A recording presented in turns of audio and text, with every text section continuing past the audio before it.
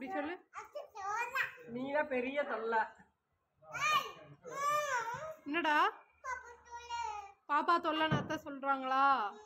திட்டு போ. ஊருக்கு போக சொல்லு. ஊருக்கு போக சொல்லு. நீ உன் வீட்டுக்கு போ. குத்து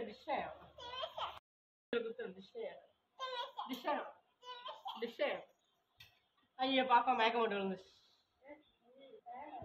ஐயோப்பா பப்ளு அத்தை வை தொல்லை சொல்லிரு.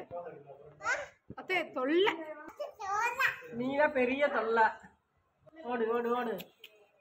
நேற்றுதான் நல்ல சண்டை. ஆளப்பாரா ஆளு பிள்ளையா ஐயல பிள்ளையா டிஷம் டிஷம் டிஷம் டிஷம் டிஷம் டிஷம்